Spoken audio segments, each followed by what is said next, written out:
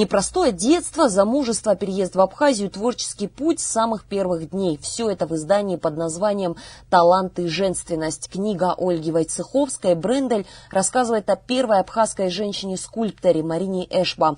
В ней представлены воспоминания о жизни художницы из уст друзей, коллег, родных. Однако главным повествователем выступает сам автор. Ее знакомство с Мариной Ефремовной произошло еще в 5-летнем возрасте. Я писала о Марине Эшба, потому что это фактически была моя вторая мама, ближайшая подруга Ольги Брендель, и поэтому мне захотелось как-то особо отметить ее роль в обществе, роль как художника, как общественного деятеля. А подсказала мне какую-то искру к этому написанию книжки дала Мира Константиновна Иналова. Она сказала, что ты лучше всех знаешь Марину, потому что 40 лет мама была близкой подругой ее, и фактически Марина всегда у нас была. Я знала ее работы, как она работает как скульптор, и знала великолепную ее общественную деятельность. Целеустремленная, честная и, безусловно, талантливая. Так говорят о Марине Эшба ее друзья и коллеги. Переехав в Абхазию еще в 60-е годы, молодой скульптор застала период зарождения Союза художников, которому на тот момент препятствовали политические процессы. Однако, несмотря на противодействие грузин, Марина Ефремовна смогла организовать серьезную работу, сплотив вокруг себя всех местных художников.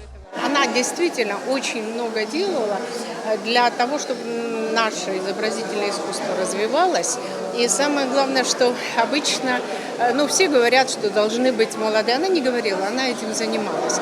Она добивалась лимитов, чтобы они поступали учиться, получали высшее образование.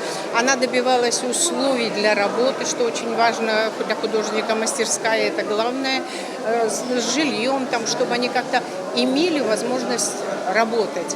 И все их успехи, это была ее огромная радость и гордость того, что это получилось. На презентации книги можно было увидеть и племянника Марины Эшба, музыканта Виктора Абрамян, скрипач по профессии, преподаватель в музыкальной школе при Московской консерватории имени Чайковского, внес огромный вклад, чтобы эта книга о его любимой тете была издана. Человеком она была, во-первых, кристально честным, очень твердой, и вместе с тем очень обаятельной. Замечательно. Она была очень красивая, вы увидите на фотографиях из книги, и она совершенно замечательный человек, но вместе с тем очень твердой воли. Дочь известного абхазского революционера Ефрема Эшба Марина Эшба внесла огромный вклад в культурную жизнь страны своими скульптурными работами, в их числе портреты Фазиля Искандера, памятник своему отцу в Центральном Сухумском парке, мемориал погибшим в Великой Отечественной войне и многое другое.